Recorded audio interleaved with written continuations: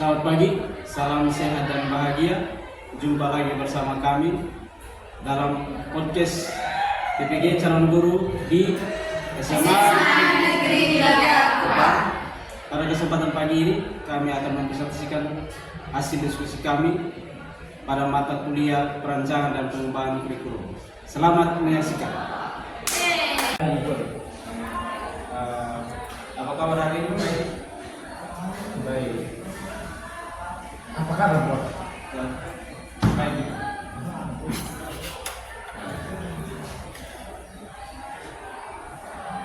Oke, Pak Eri, kita akan berdiskusi terkait dengan hasil temuan di lapangan dalam teman-teman yang berkawan Pak ini berdiskusi dalam desain rancangan pembelajaran.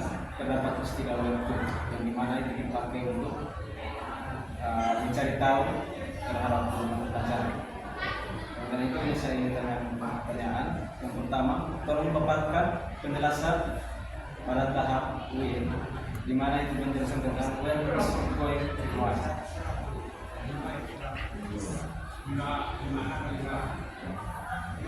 Silakan Pak. Oke, baik. Jadi dalam tahap atau tahap W itu untuk where is it going and why, itu tujuan pembelajarannya yang umum yang ada di SMA 3 itu, SMA Negeri 3 Kupang itu, peserta didik itu harus mampu memahami tujuan atau mampu menerapkan setiap materi pembelajaran yang ada. Nah, tujuan pembelajaran yang dirancang dengan memperhatikan kemampuan peserta didik agar tujuan pembelajarannya itu dapat tercapai, sehingga penilaian terhadap tujuan pembelajaran itu sendiri itu berdasarkan pada kompetensi yang ingin dicapai dalam tujuan pembelajaran tersebut itu tujuan pembelajaran yang dipakai secara umum di SMA Negeri 3 Kupang itu berdasarkan hasil wawancara atau diskusi saya juga dengan guru PAM kemarin. Baik Pak Edi, dalam desain rancangan pembelajaran terdapat istilah webtoon yang menjadi panduan untuk mencari tahu pada guru mata pelajaran di SMA Negeri 3. Oleh karena itu, saya akan tanyakan dan saya meminta untuk Pak ini bisa menjawab dengan singkat dari beberapa pertanyaan yang ada. Yang pertama pada lembar kerja W, where is it going and why? Pertanyaan pertama, apa tujuan pembelajaran Anda? Pertanyaan yang kedua, bagaimana posisi kemampuan peserta didik dilihat dari tujuan pembelajaran? Pertanyaan yang ketiga, mengapa tujuan pembelajaran seperti itu? Dan yang keempat, tentukan unjuk kinerja dalam 6 unjuk kerja. Dan yang kelima, apa kriteria yang akan dinilai untuk dipahami? Bisa dijawab dengan singkat, padat dan jelas. Silakan Pak. Jadi kalau saya simpulkan itu pertanyaan semua itu mengenai untuk mencari tahu tentang tujuan pembelajaran. Jadi kemarin itu berdasarkan hasil diskusi wawancara saya dengan guru PAM kemarin itu, jadi tujuan pembelajaran yang dipakai di SMA Negeri 3 Kupang ini secara umum dia memakai dia menerapkan agar peserta didik itu mampu memahami dan menerapkan setiap materi pembelajaran yang ada. Nah, tujuan pembelajaran ini dirancang sesuai dengan memperhatikan kemampuan peserta didik. Tujuan pembelajaran itu dirancang untuk memperhatikan kemampuan peserta didik sehingga dapat tercapai apa yang menjadi tujuan utama dari pembelajaran itu sendiri. Nah, kalau untuk penilaian terhadap tujuan pembelajaran ini itu dia penilaian itu terdiri dari pengetahuan dan keterampilan sesuai dengan kompetensi yang ada di itu mungkin sesuai dengan mata pelajaran dan kompetensi juga seperti itu. Pertanyaan yang berikut tadi untuk gambar kerja atau student. Sekali lagi saya minta untuk dijawab juga dengan singkat dan jelas dari pertanyaan, kemudian dengan pertanyaan. Pertanyaan pertama, bagaimana caranya mengunggah pemikiran untuk melibatkan semua peserta didik dalam ide-ide besar dan melakukan unjuk kinerja? Yang kedua, situasi apa saja yang dapat melibatkan peserta didik untuk membuat ide-ide besar segera menarik, konkret dan sangat penting? Yang ketiga, bagaimana pendekatan menyampaikan materi sehingga menghasilkan minat dan keinginan terhadap materi? Pertanyaan keempat, peluang macam apa yang bisa menopang minat pelajar, terutama ketika keadaan pembelajaran terasa sulit? Yang terakhir, apa saja hambatan yang menimbulkan kecilnya pengambilan resiko, rendahnya imajinasi, dan kurangnya berani untuk mempertanyakan dan kemampuan memutuskan? Silakan Pak Edi. Kalau untuk pertanyaan pertama terkait dengan tahap atau fokus itu, yang pertama itu untuk memberi pemikiran dan melibatkan semua peserta didik itu biasanya menggunakan pendekatan kolaboratif dalam pembelajaran. Itu yang biasa dipakai di SMA Negeri 3 Kupang. Kemudian untuk pertanyaan kedua yang melibatkan peserta didik untuk membuat ide-ide besar atau itu biasanya dipakai simulasi masalah yang ada di dunia nyata, sehingga peserta didik itu mereka kayak membuat dipandu oleh guru, selanjutnya mereka berdiskusi dalam kelompok itu sesuai dengan tingkat kemarahan itu sendiri. Kemudian untuk pertanyaan ketiga, untuk menopang minat belajar dari peserta didik ini, biasanya menggunakan media pembelajaran yang menarik seperti video pembelajaran. Itu yang biasa dipakai di SMA Negeri 3 Kupang. Nah, untuk hambatan yang biasa ditemui pada saat pembelajaran itu biasanya kurangnya rasa percaya diri dalam peserta didik. Kayak contohnya seperti mereka mau mempresentasikan hasil diskusi kelompok, atau mereka itu takut gagal dalam takut salah, takut gagal. Kira-kira seperti itu. Lanjut dari Pak Edi, para lembaga kerja explore, equip, dan experience. Pertanyaan pertama, bagaimana caranya peserta didik akan terlibat dalam mengeksplorasi ide-ide besar dan pertanyaan penting? Dan kedua, kegiatan belajar apa untuk menampilkan kemampuan puncak siswa, pekerjaan rumah dan pengalaman di luar kelas apa yang diperlukan untuk memungkinkan peserta didik mengembangkan dan memperdalam pemahaman mereka tentang ide penting? Kalau itu bagian dari tahap explore, equip, dan experience. Untuk yang pertanyaan pertama itu biasanya peserta didik itu dibentuk dalam kelompok itu punya pemahaman, kemudian mereka dipandu oleh bapak ibu guru dalam analisis. Artinya bapak ibu guru dijadikan sebagai faktor peserta didik bisa mengalami kesulitan, bisa bertanya kepada bapak ibu guru.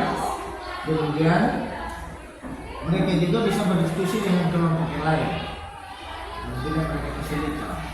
Nah, untuk untuk yang pertanyaan kedua, biasanya peserta didik di SMA Negeri 3 itu membuat tulisan itu dalam bentuk PowerPoint. Dalam bentuk PowerPoint, kemudian mereka membuat podcast juga atau membuat video, sehingga itu PowerPoint atau presentasi yang bentuk video presentasi yang mereka tampilkan, mereka bisa gunakan itu dalam kelas. Jadi mereka menampilkan itu saat mereka mempresentasikan hasil diskusi yang mereka lakukan. Jadi tidak hanya menjawab hasil juga. Mereka itu apa? Saya sudah diajarkan oleh Bapak Ibu guru untuk menggunakan media-media pembelajaran dalam bentuk teknologi.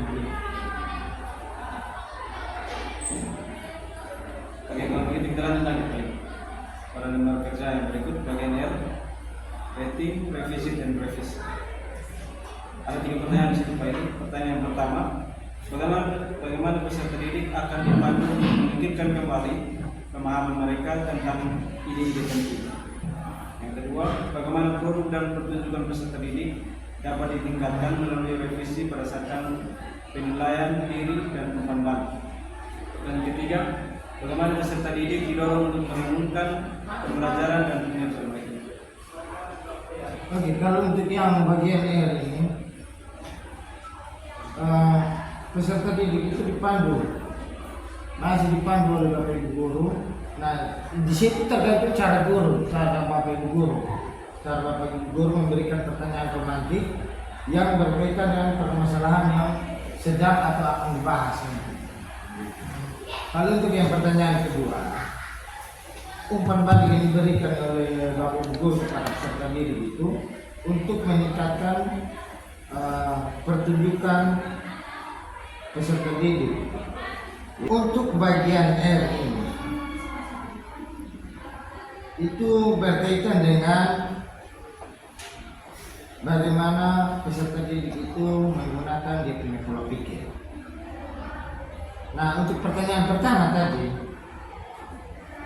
itu biasanya guru memberikan pertanyaan pemantik. Pertanyaan pemantik itu biasanya langsung berkaitan dengan permasalahan yang akan dibahas atau permasalahan yang sedang dibahas.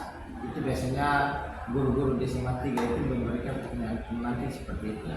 Lalu untuk yang pertanyaan kedua itu biasanya dengan memberikan apresiasi kepada peserta didik sesuai dengan masukan dan hasil diskusi dari masing-masing kelompok peserta didik itu. Untuk yang pertanyaan ketiga, biasanya peserta didik dapat didorong untuk merenungkan pembelajaran dan kinerja mereka dengan mengajukan pertanyaan reflektif setelah pembelajaran. Itu biasanya Bapak Ibu guru sesuai dengan hasil wawancara dengan guru kami kemarin. Setelah di akhir pembelajaran ada yang namanya umpan balik. Jadi di situ peserta didik diberikan kebebasan untuk memberikan pertanyaan-pertanyaan atau merefleksikan dia punya pemahaman juga, supaya Bapak Ibu guru itu bisa menentukan materi apa yang akan dilalui dan materi apa yang akan dibahas minggu depan pada pertemuan berikutnya. Mungkin seperti itu, Pak.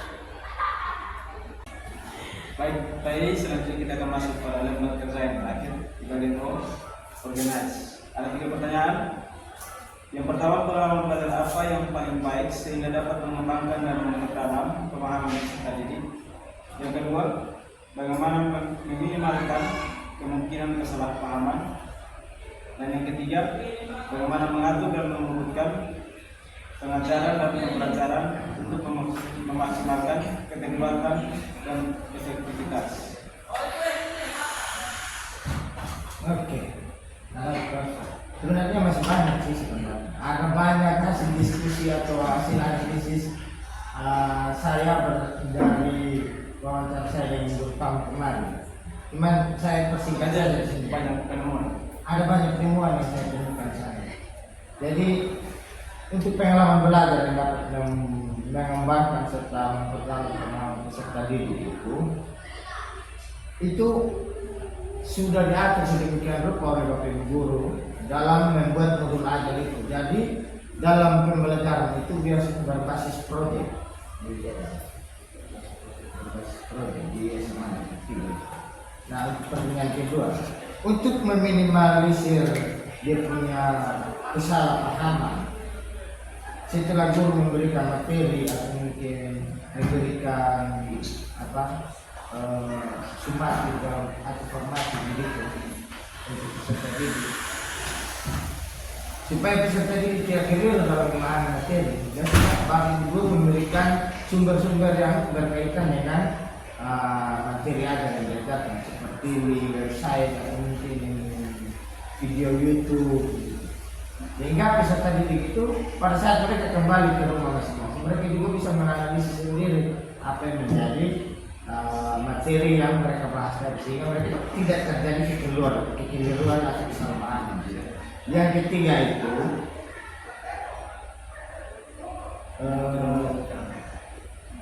untuk mengatur dan menurunkan pembelajaran yang maksimal itu biasanya dimulai dengan perencanaan pembelajaran yang teliti.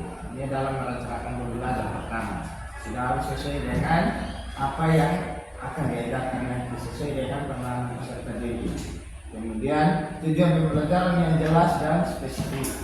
Jadi tujuan pembelajaran itu dirancang juga harus sesuai dengan lingkungan kelas, sesuai dengan keadaan peserta didik. Yang berikut rencana kegiatan pembelajaran dan materi ajar. Yang paling penting di sini Pak Guru, yang Guru Pak tekankan kemarin, dalam penilaian. Di penilaian itu harus mempertimbangkan keadaan peserta didik mulai dari awal pembelajaran sampai dengan akhir pembelajaran, sehingga Bapak Ibu sudah bisa menganalisis bagaimana keadaan peserta didik, apakah dia sudah mampu, belum mampu, atau masih perlu dibantu dalam pembelajaran. Kira-kira begitu Pak Guru. Oke, baik, terima kasih Pak Eli untuk kesempatan yang kali ini. Baik, untuk pemirsa, demikian hasil presentasi kelompok kami. Dan sampai jumpa pada podcast kami selanjutnya. Salam dan bahagia selalu. Salam dan bahagia selalu.